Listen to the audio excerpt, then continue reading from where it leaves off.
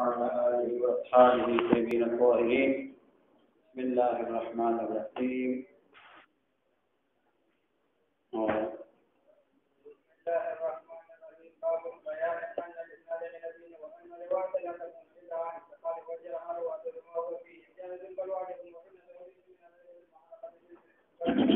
باب دې په بیان د دې کې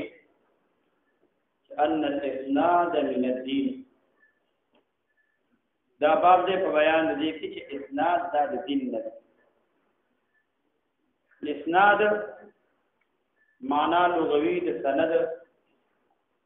هغه خېلولو ته ویل کېږي،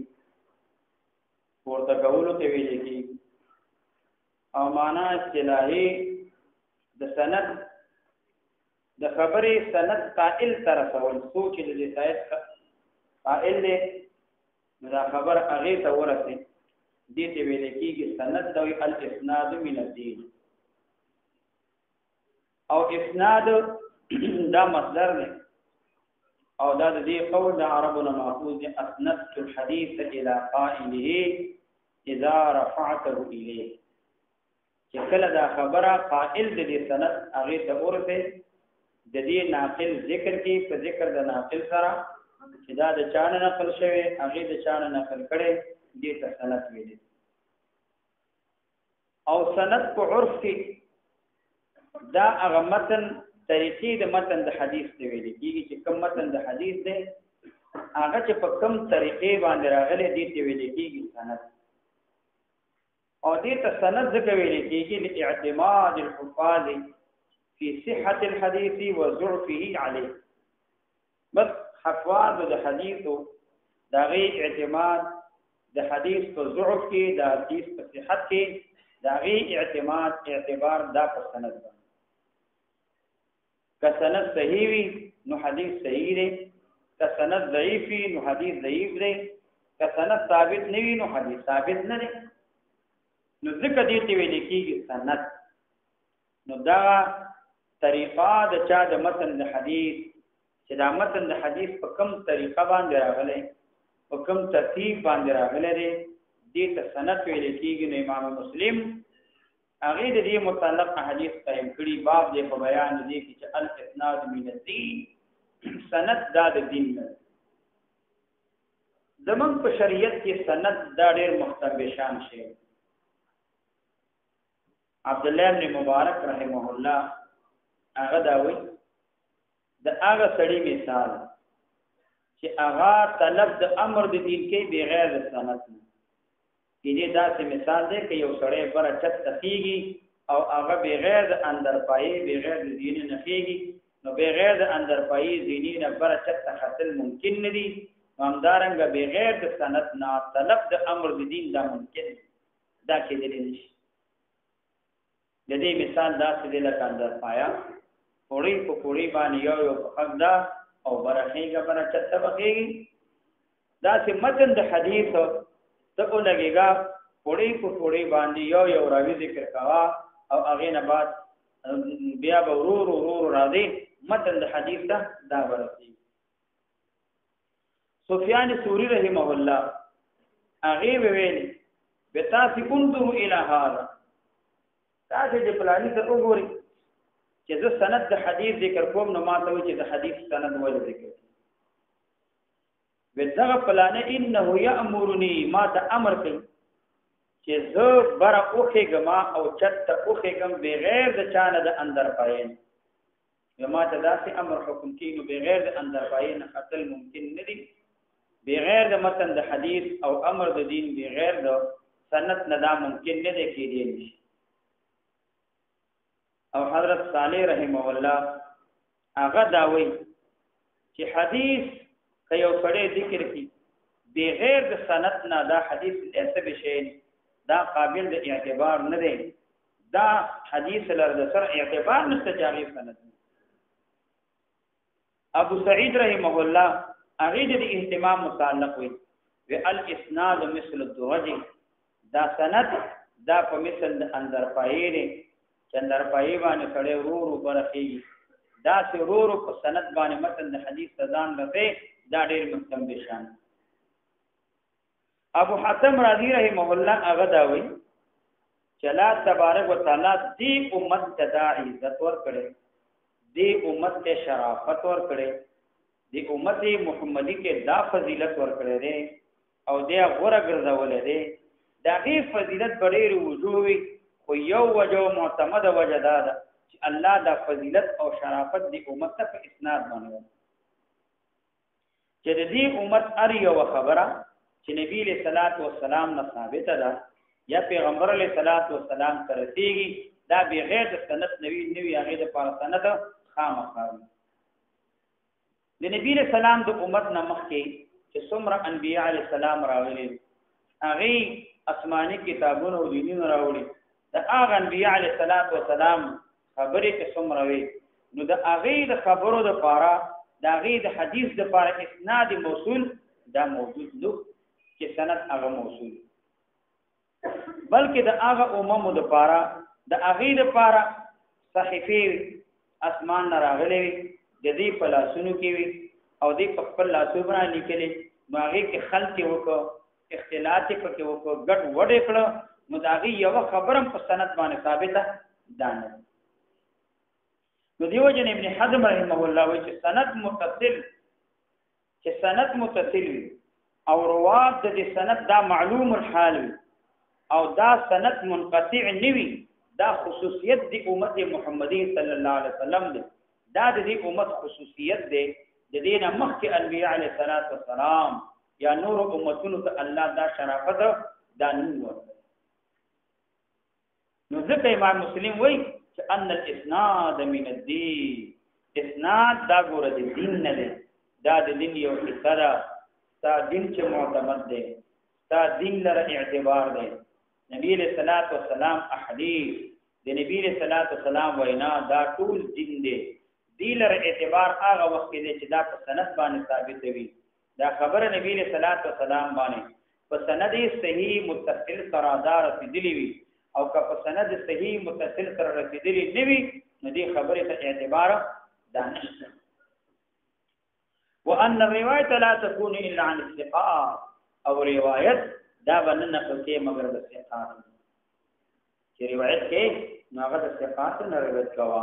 د ضعیف او د کمزور راویانو نه روایت منع.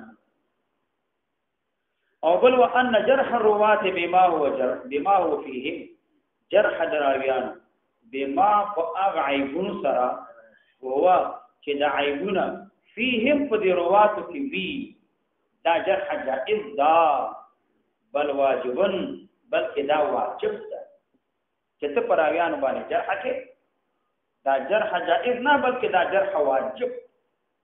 چې ته دا راوی کاذب، دا راوی دا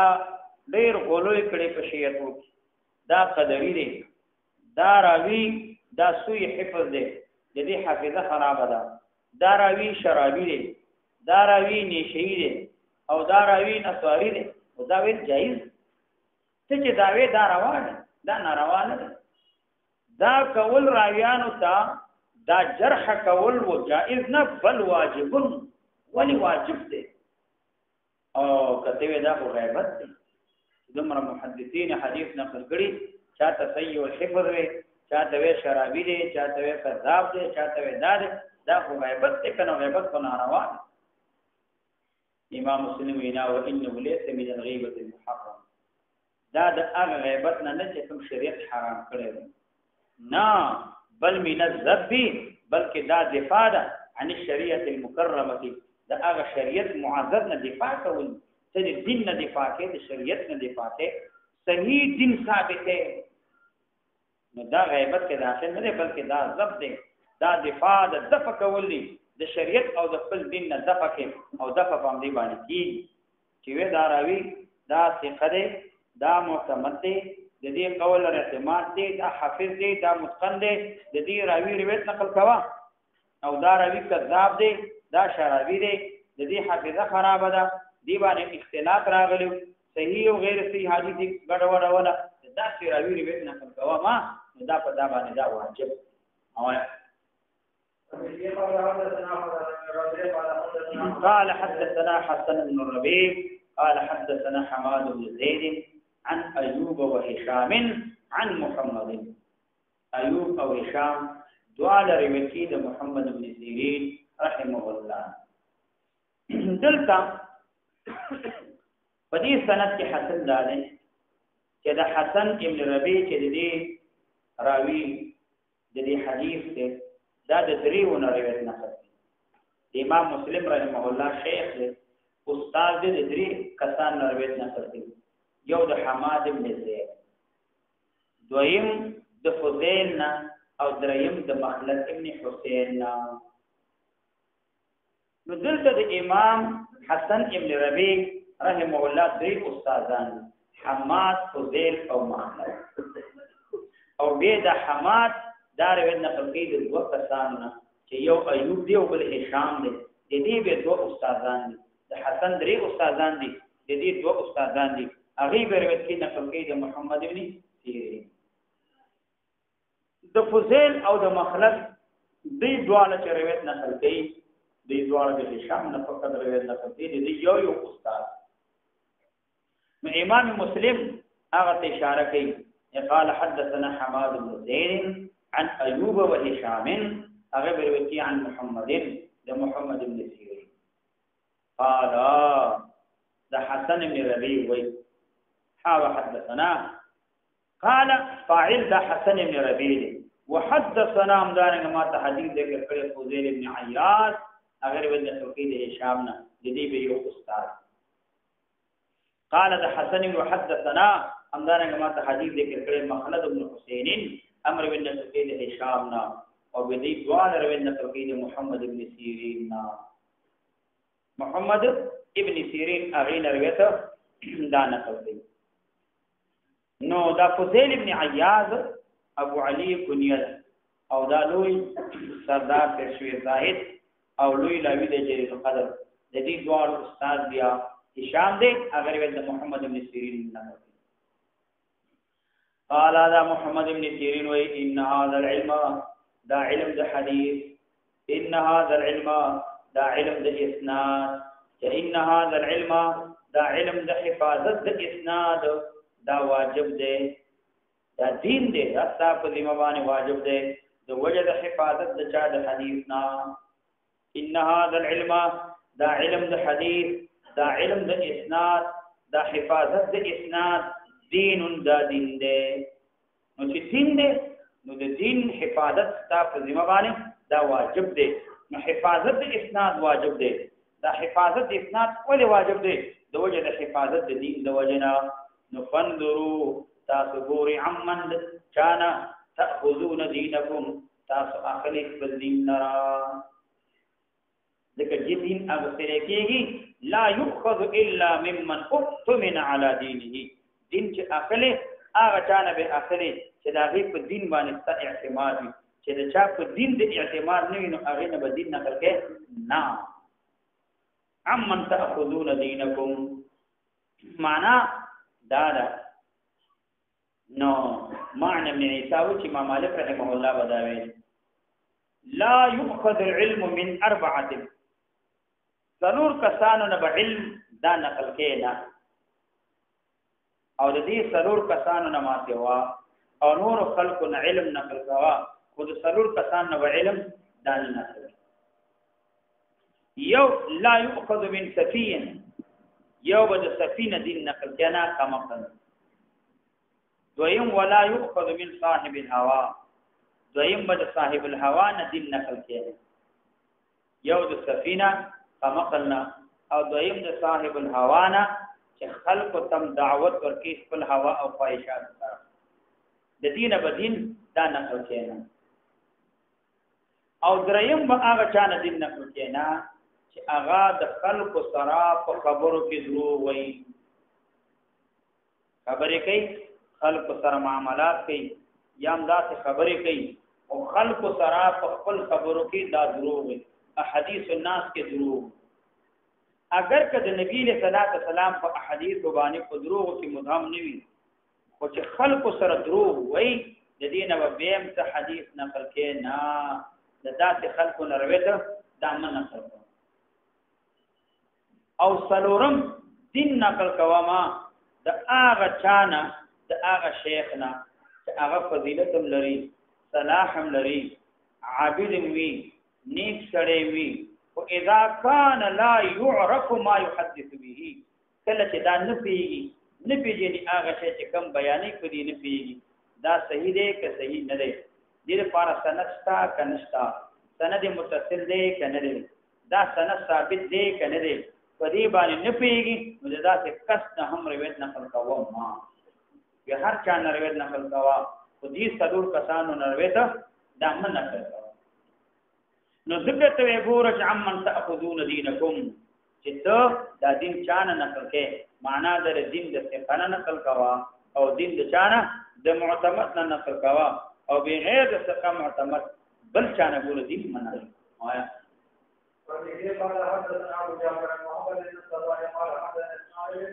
دا ابو جعفر دا سود محمد بن الصباح قال حدثنا اسماعيل بن زكريا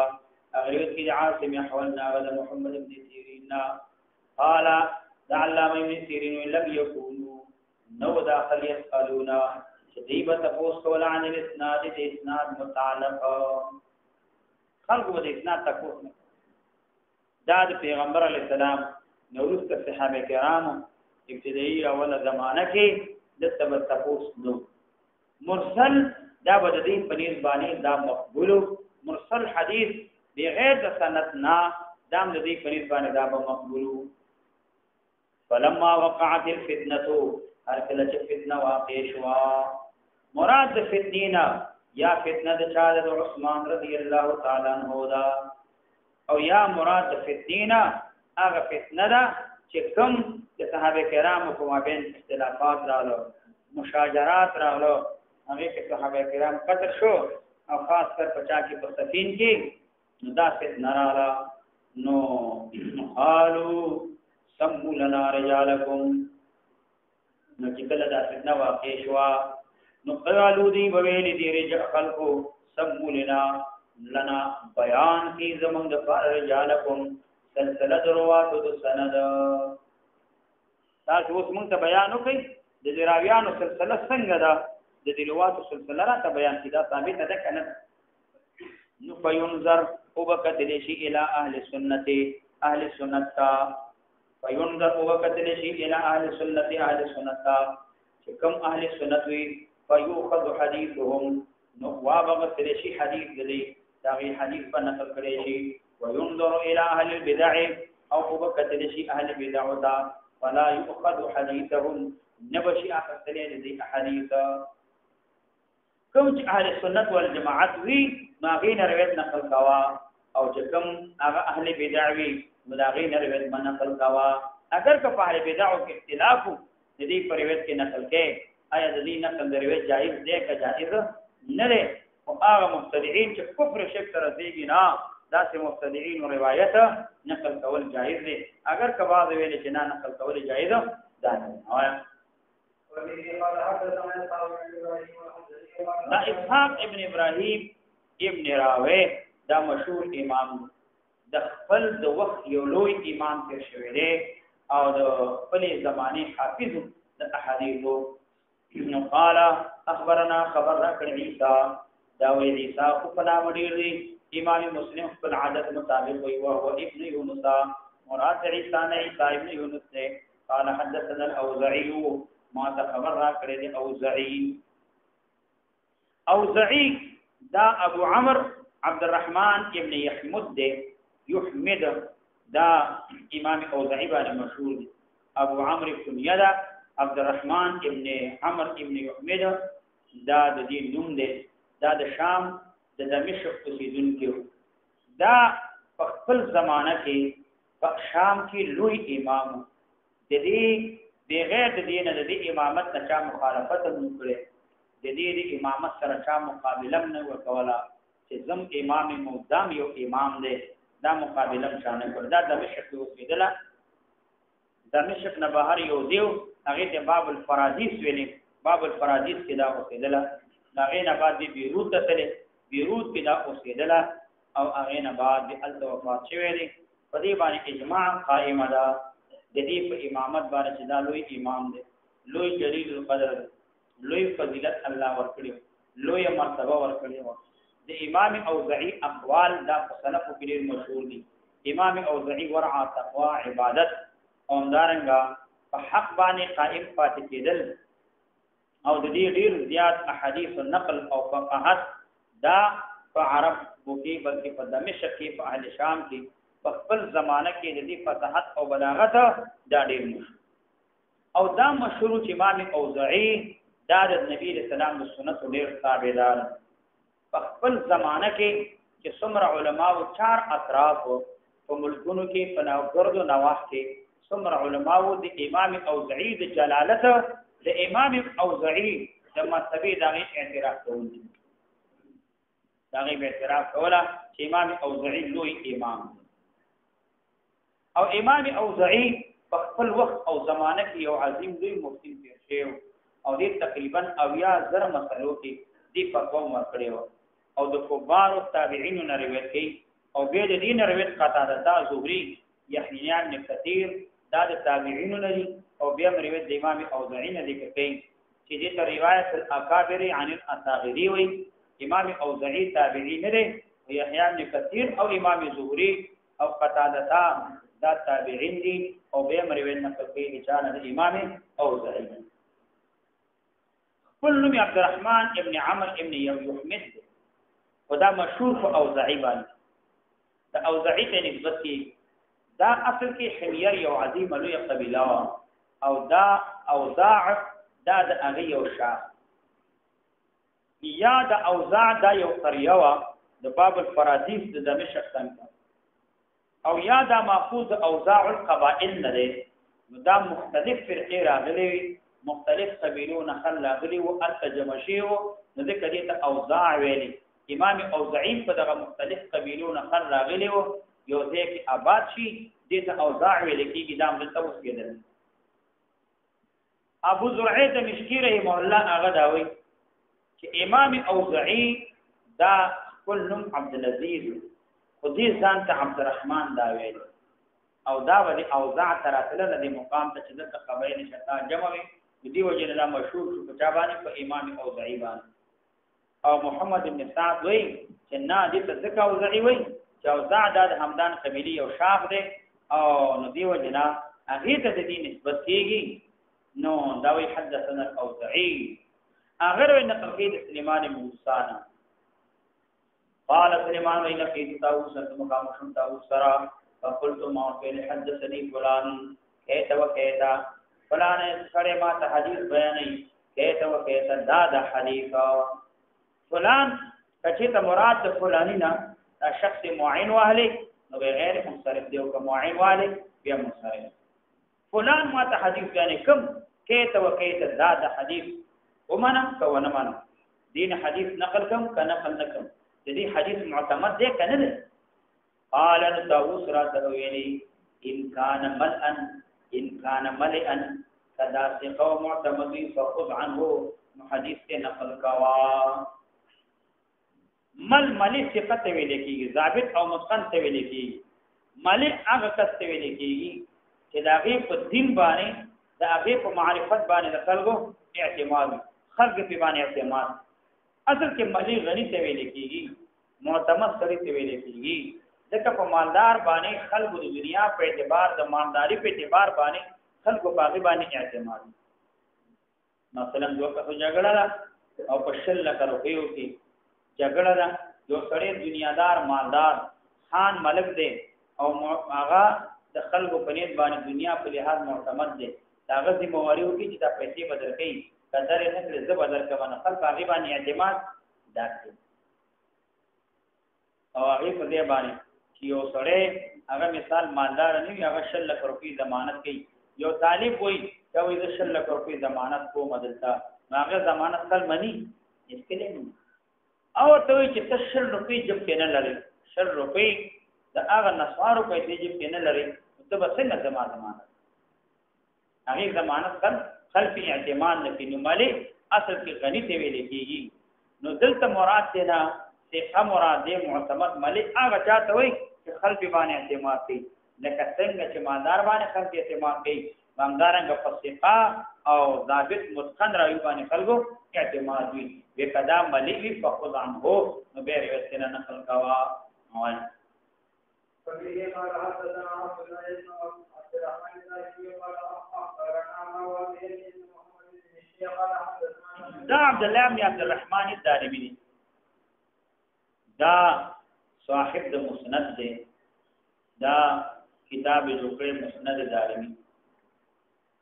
ابو محمد جدي بنیاد دا سمرقند اوسیدونکی او د دې نسبت چکیږي دا دارم ابن مالک ابن حنظله ابن زید هغه ته د دې نسبت په خپل زمانہ کې امام دارمی لوی حافظ د حدیث تیر شوی او فضیلت کې امدارنګه په حفظ کې امام دارمی ته څوک راکېدل څه کې نږدې نه راجع ابن مراجعوي بما ته پته نشته دی چې یو سړی د نبی اسلام احادیث باندې الله د ډیر علم ورکړی وي د امام دارمی د امام دارمی نه د نبی اسلام په احادیث باندې لوی عالم د امام دارمی نه بل دا موجود دی ابو حاتم رازی رحمه الله وی هو امام فی زمانه په خپل زمانه کې امام ابو حامد رحمه الله وی هغه وی خراسان د ائمه او د حدیث نبی ذکران په خراسان کې داو یا بذکریش خراسان کې پنځه کسان دا د ائمه او د حدیث او د حفاظ احادیث او ائمه او پنځه کسان خلک شمارل یو محمد ابن یحیی دویم محمد ابن اسماعیل امام بخاری دریم عبد الله ابن عبد الرحمن الدارمی سمرقندی او سلورم مسلم ابن حجاج نیشاپوری او بل ابراهیم ابن ابي طالب دا پنځه کسان دا په خپل علاقه کې ائمه او د حدیث په خراسان کې دا ضرور کسان د لوی امامان دا شي دا محمد ابن عبد الله بویل هغه ول امام دارمی مرتبه ته غلم نه دارمی من باندې غالب شو او بر او خطر په حفظ والورع فتفاقم ډیر وچت لاړ په حفظ احادیث کې دارمی من نه بر لاړ او ممکن حقته پاره امام دارمی نو دا یو اتیا کې پیدا شوی دی او په 255 کې دا وفات شوی دی دا وی قال اخبرنا مروان په نام دی یعنی ابن محمد دمشقی قال حدثنا سعيد بن عبد العزيز عن سليمان بن موسى قال قلت لطاووس ما طاووس قال ان فلانا حدثني بكذا وكذا قال طاووس ان كان صاحبك تشيتوي استعملګری هغه د تاسو روایت کوي مل ان فقد عنه به روایت نقل کاوه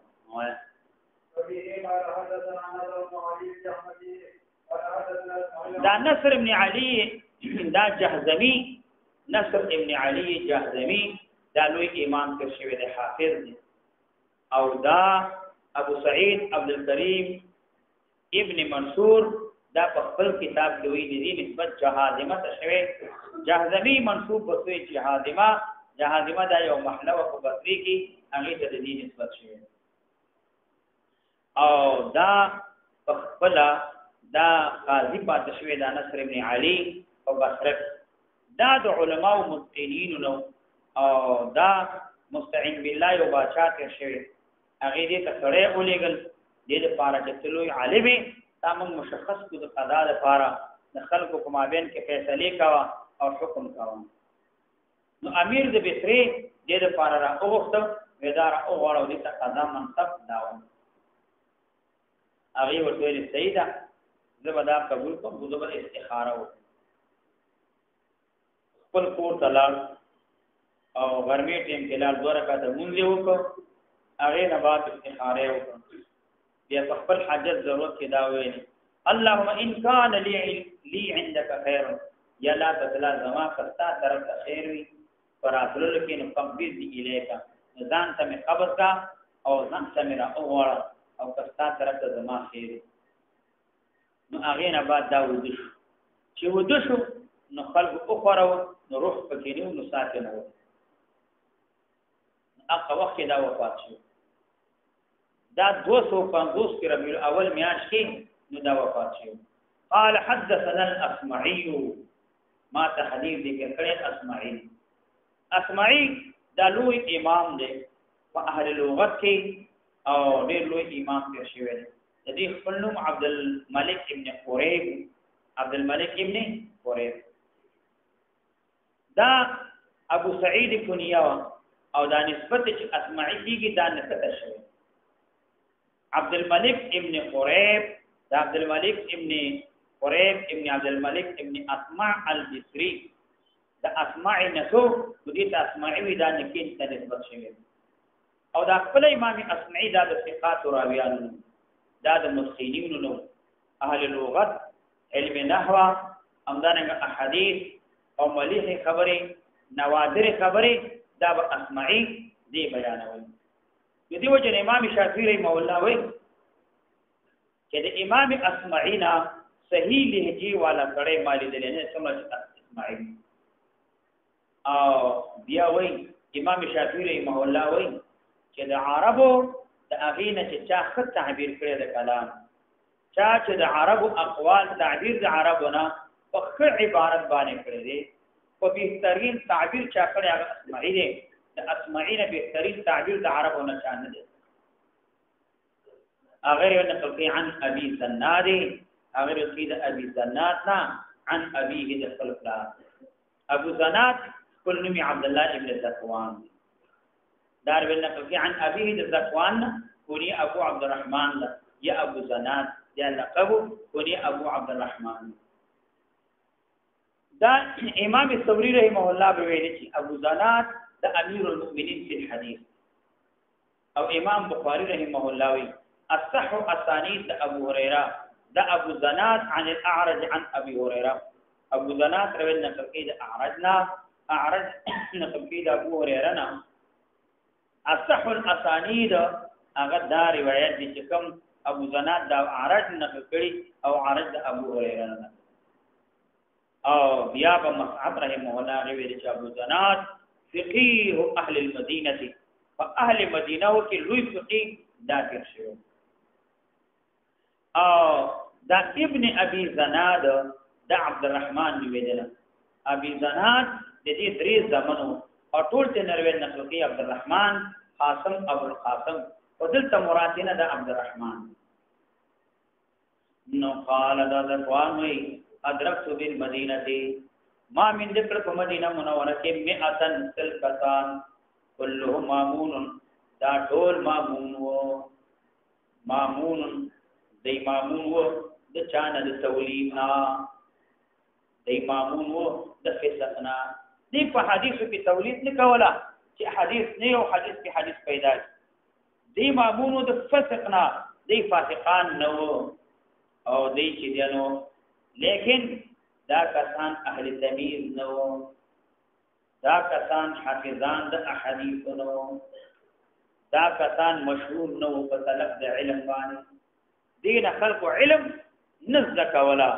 خلق احادیث نقل ولا ناتینا ما يؤخذ عنهم الحديث نخلت نول لدينا نشو نقل قول لدينا حديثا مامون ود کېدل دروغ نه ویلي فاسقان نو تولید نه کولا لیکن اهل تمیز او حفظ نو ما يؤخذ عنهم الحديث دینه مشهور په طلب باندې دا ولی یقال ویل کېدل ليس من اهله دا ویل کېدل چې دا اهل چا د حدیث ندي دا اهل د حدیث ندي داخل امانت دارو امانت داری پکې وا لیکن دا صوفیانو مراقبه لري کولې د عبادتو نړۍ کولا د احادیث او حفظ تکرار بین کولا د احادیث او مفهوم باندې نه پیدلا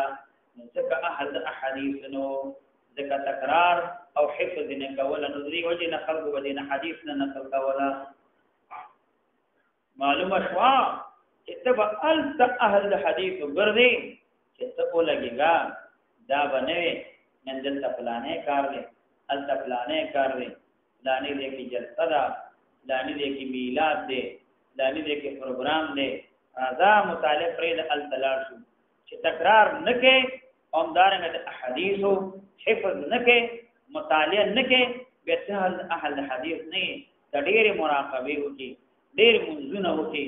ورځ کې زر رکعات نفل وکي او چې تکرار مطالعه ونه کې سبق کې نه یې اهل حدیث نه دغه په تکرار هیڅ باندې سال ګرځي په عبادت او مراقبه باندې وي دومره خلي عوام له نفلونم کوي روجیم نشي عبادتونم کوي هر څه کوي دا نه کډې کوي اهل حدیث ندي سچ ګرځيږي ته په تکرار مطالعه نه ګرځي اوه وفيه قال حدثنا محمد بن ابي عمر النجي قال حدثنا سفيان قال وحدثني ابو بكر خلاد الوالدي داوي وحدثني ابو بكر بن خلاد الباهلي واللفظ له ذکر سند کے تحویل شوی د امام مسلم دو استادان یو محمد بن عمرو بن مکی دے ابو بکر بن خلاد الباهلي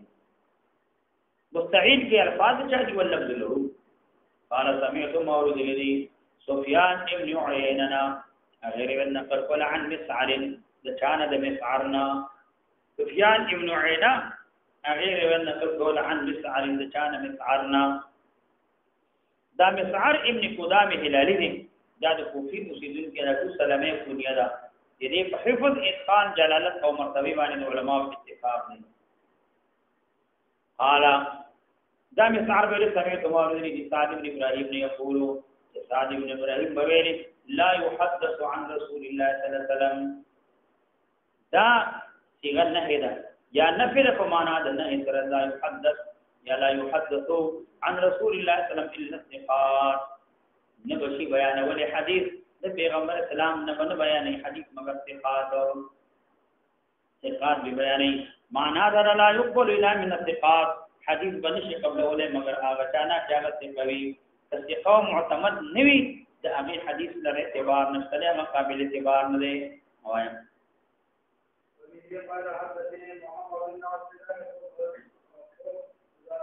او زاد من اهل مروه دا اصل کې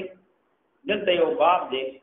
باب الكشف عن معايب رواه الحديث ونقل الاخبار دا باب دی په بیان د کشف وضاحت کې عن معايب رواه الحديث د عیبونو دراویانو د احادیثنا دراویانو د احادیث او هغه عیبونه ذکر کیږي اول ونقله الاخبار نقل کوون کې د احادیث او قول الائمه في ذلك چې ائمه د دې متعلق سویلي د دې امام مسلم رحمه الله مشنمونه خربا دی اوسو ضعیف او راویان ذکر کوي چې کوم راویان ضعیف دي او د هغه لپاره دلیل ذکر کوي چې دا راوی ضعیف دی او د دې روایت باندې اعتماد هغه نشته. وبي قال حدثني محمد بن عبد الله بن قوزاز دا محمد بن عبد الله بن قوزاز دی دې سند کې چې دا راغلی دی یو څو باریکی پکې یو باریکی پکې دا نو دا سند خراسانی د ابي اسحاق ابراهيم نواخلا تر اخر پورې چې سونه دا سند راغلی دی نو دا سند دا خراسانی نو دا راغلی او بل د دې سند د دویم باریکی پکې دا چې دلته درې کسان دي دا د خراسان دی به خراسان کې نیشاپور د اوسیدونکو دي بل دې کې دا درې چې دي نو محمد عبدان ابن مبارک دا خراسان دی به خراسان کې د مرویز اوسیدونکو دي د مرویزین دا ورته ویل دي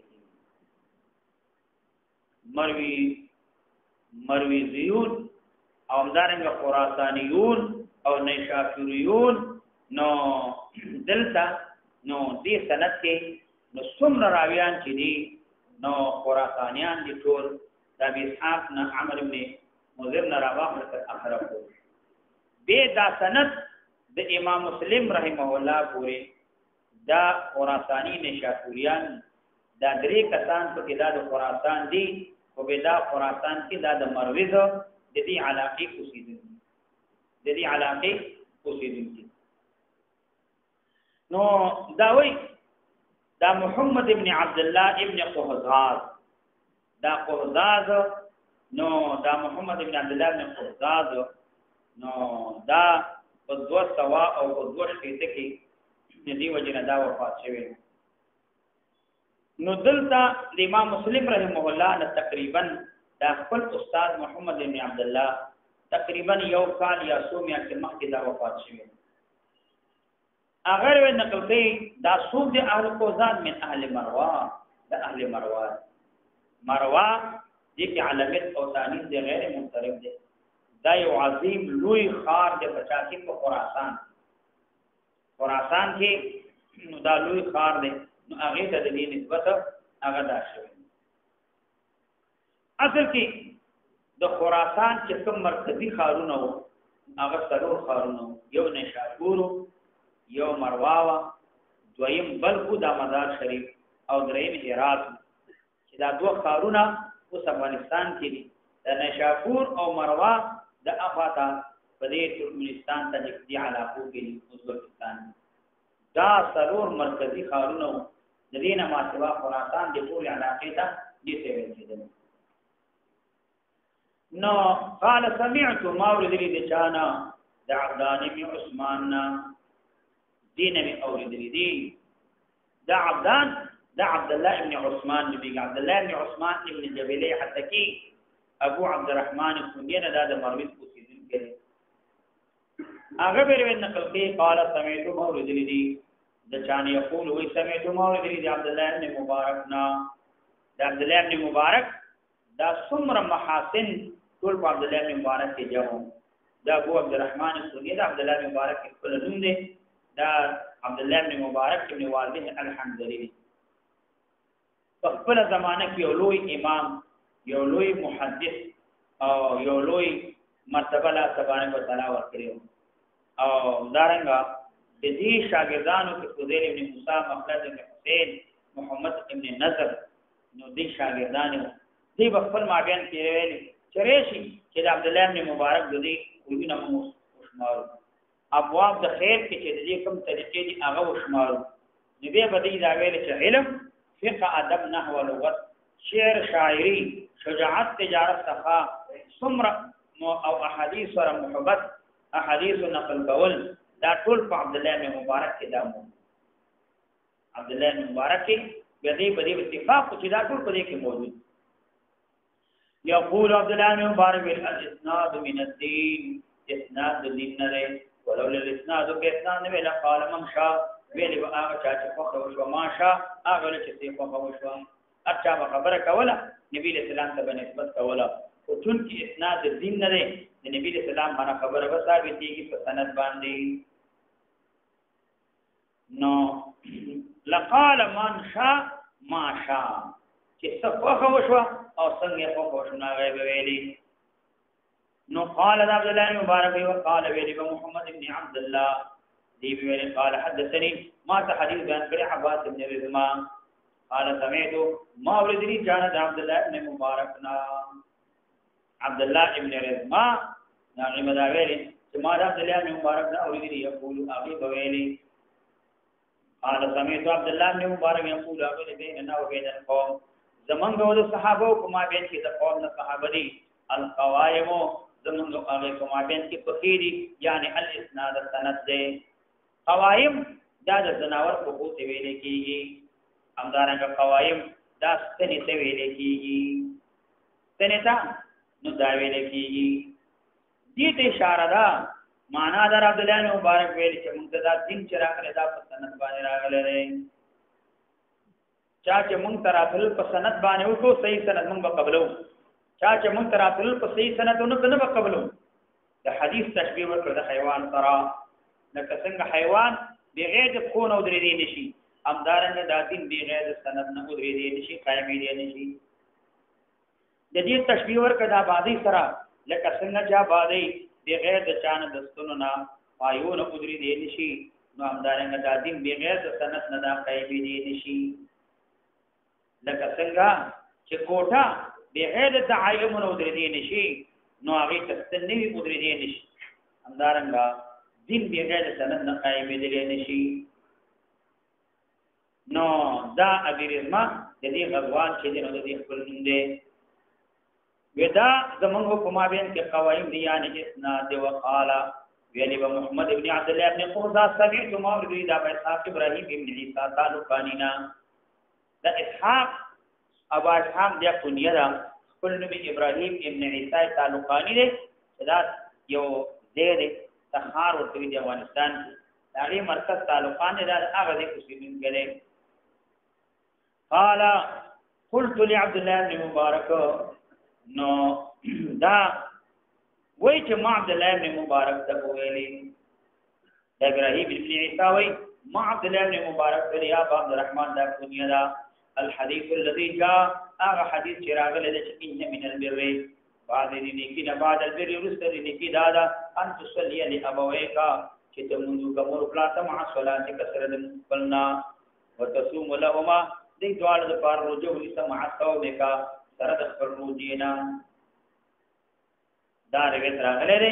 چې ته روزه ونیسه او مونږ نو دا غي د پار کاوه بیا چې دا خبره مې وکړه قال ساقم ابراهيم فقال لي عبد الله بن مبارك يا ابا اسحاق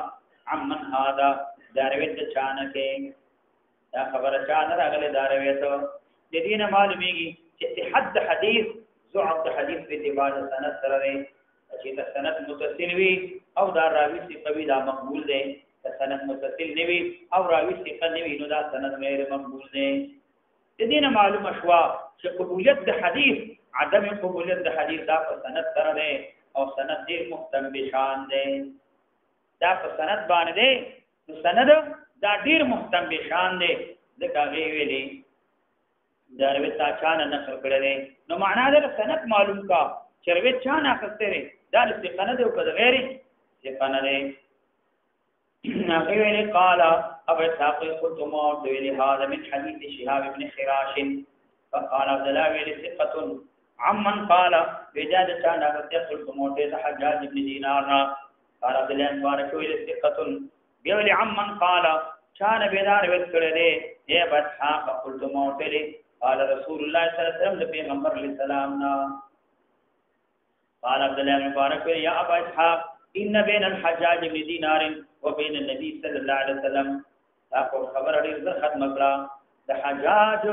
ابن دینار او د نبی صلی الله علیه وسلم په مابین کې مفاوضه د دې په مابین کې به بارونه دي تنقطع فيها اعناق المطيع شقتکیږي په دې کې هغه څه نه چار تارو دې په مابین غوړې ریواج کیږي دا دمره خبره ختم کړه معنا دا ورته وایي چې دا حدیث کې قبل اول شي مگر په اسناد صحیح باندې او دلته دا حدیث دا په نبی صلی الله علیه وسلم سره تدل نه دی د دې په مابین کې مفاوضه با بیانونه دي مفاوض هغه ځمکه ته ویل کېږي چې هغه ډېر لوی د عمارت او د آبادی نه لوي د اوبو د وقود بیا ځان نه لوي مفاوض هغه دې ته وایي چې هغه کې خلکو د حالات کې د لوکتروي دې ته مفاوض دوی د یاد تفاول د وجنا چې سړی پکې روان دي نو د دې سالک نو هغه به سالم وي دا به کامیابی ورته ملاويږي مفاوضه دا دې د کامیابی دې ته به کامیابی ملاويږي دا ورته تفاولن وي لکه یو سړی چې مارکو چې ته ورته سلیم وي دا تفاولن معنا دا الله به جوړ کی دا لذیذ دې او ته ورته سلیم وي په بیان کې خلک هلاکیږي ته مفاوضه دا مفاوض دي او یا معنا دا چې څوک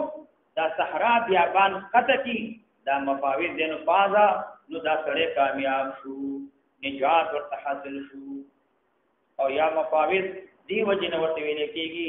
ځکه فوز الرجل اذا هلكا چې دې کې هم د دې صاحب د دې مفاوض د دې بیابان د هلاک کول شي خلق کې دولګي د تون دین هلاکيږي او دا ورته ځکه عبد الله بن مبارک چې حجاج بن دینار دا تابعین نو ممکن دی چې د دیو د نبی رسول الله په مابین کې دوه واسطې وي غالب دا دی او تابعی واسطې وي او صحابي دا خدای تابعین نبی رسول الله دا خبره ورته تابعین په کې ذکر نه دی همدارنګه صحابي دام په کې ذکر نه دی نو دی ورته دې په مابین څه دي تنقطع فيها شقت کول شي په دې کې اعناق المضي هغه ستونه د چا د سارو بے ورتوی ولیکن لیس فی صدقه اختلاف لیکن په صدقه کې اختلاف نشته یعنی په ایصال ثواب صدقه کې والدین او دا بغیر د والدین اختلاف نشته وما بین اهل سنت والجماعت کی لیکن اختلاف پدې کې دی چې په ایصال د ثواب کې عبادت بدنیه د دې ثواب رسیږي کله رسیږي پدې کې اختلاف دی او د دې نه ما سوا پدې کې اختلاف نشته دی پدې کې اختلاف نشته چې دا ایصال ثواب پدې کې رسیږي کله رسیږي دا اتفاق خبره ده چې ثواب دا ورته رسیږي دا ورته ملاويږي معنا دا ده عبد الله بن مبارک دې حدیث قابل د حجت نه او که یو سړی وای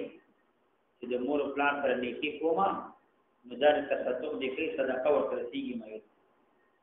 فائدہ ورته رسیږي خیرات کوا ثواب یې مړي طبقه خیرات کوا ثواب یې مړي کلیږي نو هغه ثواب دار لیکن دلته ابو الحسن ماوردی رحمه الله اغا په خپل کتاب کې بعض خلکو نه دا نقل کړي چې مېت د مون نو ورسته ثواب دا ورته نه کړي مړ شو هغه نه با ثواب ورته ملاويږي نه دا باطل مذهب دی دا خطا دی ځکه صراحتن قران کریم احادیث اجماع په دی باندې دال او پاتې شو د حدیث کې چې منځونه او روزه را دا ورته رسیږي کنه رسیږي دا منځونه او روزه د امام شافعي رحمه الله د جمهور علماء دار چې د دې ثواب مېت رسیږي کچېتا د مېت باندې دا واجب وي امام شافعي رحمه الله وي نو ولي هغه به دې نه منځونه وکي روزي وونی سي او یا با دې ته چې دینو اذن وکي چاته یا دا ولي چاته اجازه وکي او یا دا ولي دې نه روزي منځونه دا امام شافعي نه دوه قول راغلي خو به مشهور قول دار چې دا څه کیږي نه دا مړی نه منځونه قضا شوی روزي قضا شوی دا څه نه کیږي بلکې دا غي په عوض کې څه وکولږي فدیه ورکړي منځونه دې نشي کولای روزي دې نیول نشي اگر کې امام شافعي مولا جمهور علما هغه دا و چې ثواب مړی څنګه رسیږي کدا روزه واجب کو په مېز باندې بیا به ولي قضایي وروړي او یا بدګيږي چې ولي چاته اجازه کی هغه قضایي دارو او بیا د امام شافعي مولا صحیح قول دار چې نه دا صحیح کیږي نه او پاتې شو قرات د قران کریم اړه تلاوت کی مړی ته بس امام شافعي مولا مشهور مذهب دار چې د دې ثواب مړی ته رسیږي نه د امام شافعي مولا بعض تلامذه او شاګردان وایي چې د دې ثواب د مړی ته ده یو جماعت د علما او د احناف هغه دا وایي چې مړی ته ټول ثوابونه د عبادتو منځونه روزي قرات دا ټول ثوابونه دارسي کته روزي نشي ثواب یې طبقه منځونه کې تلاوت کې صدقې کې دا ټول مړی ته دارسي بیا دلته امام شافعي مولا نو هغه دا وایي چې الله تعالی الانسان الا ما سعى امدانه نبی صلی الله علیه وسلم مات ابن آدم ان قطع عمل الا من صلاه صدقه جاريه او علم ينتفع او ولد انسان يدعو له دا دلیل او احناف دلیل هغه قیاس دعا رسیږي تاسو یې هاو صدقه رسیږي هاو حج رسیږي هاو په دې باندې اجماع ده مونږ دا منځونه روزي په دې باندې قیاس کوو د دې ثواب او معتزله هغه منکر دي مطلقاً معتزله و چې د عبادت مالی ثواب هم نه رسیږي مېتا او معتزله و چې د عبادت بدني ثواب دام نه رسیږي مېتا هغه مطلقاً منکر دي او دا غي نه ما سوا د احناف مسلک داله د ټول اعمال ثواب دا مړي ده دار دا وټي صدقه کې اختلاف نشتا دا ثواب دا مړي سره دي او صدقه کوا اختلاف هغه په دې کې چې تاسو ثواب د عبادت بدني په دې کې اختلاف وقال محمد بن عبد الله بن قزازي سمعت مولد بن علي بن شقيقنا يقول دي سمعت مولد بن عبد الله بن مبارك نے يقول عبد الله بن مبارك وی على رؤوس الناس فسرون الخلق دین مراد دار چې په جلسو او مجلس عام مواضعو کې په عام ځایونو کې با د اعلان کوله دعو پریدي حدیث د عمرو بن ثابت په عام ځایونو کې اعلان کوله په جلسو کې اعلان کوله په مجلسونو کې اعلان کوله پریدي حدیث د چا د عمرو بن ثابت د دې حدیث پریدي ولی فإنه دا عمر كانوا يسب السلف دی وکندل کول سلف وتا ذکر سب دا فسق عملی دی ابو یوسف رحمه الله وی ايما رجل اظهر شتیمه اصحاب النبي صلى الله عليه وسلم چې کوم سره د پیغمبر علیه السلام صحابه او د کمزوري اظهار وکي د دې شهادت قبول نه نه ځکه دا سره شتام للناس وی شتام للجيران وی نو شهادت قبول نه ده اصحاب رسول الله صلی الله علیه وسلم اعظم حرمتا هغه د کندل دینو د دې شهادت قبول نه ده او دی عمرو بن ثابت بداویلی چې نبی رسول الله صلی الله علیه وسلم په ایمان مرشوي دي څلور نور کسان په ایمان مرشوي دي یو حسن بن حسین بن فاطمه بل علی رضی الله تعالی عنهم دی په ایمان دي د دې نه ماتيوانو ټول کافر دنیا نه تللی دي د دې ودا پیداوا کان یسب السلف ذکر سب السلف دا فسق عملی دي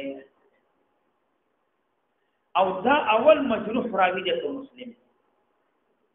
اول مجروح راوی په مسلم کې عمرو بن ثابت دی او په پنځه روایت کې امام مسلم دا نقل کړي پنځه ځکه دا نقل کړي په دې باندې جرح کړي دا او جارح ور باندې عبد الله بن مبارک دی دا په جارح دی او جرح په باندې دا فإنه كان يسب السلف ذکر دې سب سلف تکولا نو دی وجنا علامه ابن معین وی فحمد عمرو بن ثابت کې ليس بشيء امام بخاری وی ليس بالقوي عندهم امام النسائی رحمه الله متروک الحديث دی دې حدیث تر کولې شي دا اول مجروح راوی دی عمرو بن ثابت او په ځم مواضع کې امام مسلم نقل کړی دی او جارح په باندې عبد الله بن مبارک دی عمرو بن ثابت دا مجروح دی جرح په باندې دار چې کان یسب الصلفا اللهم صل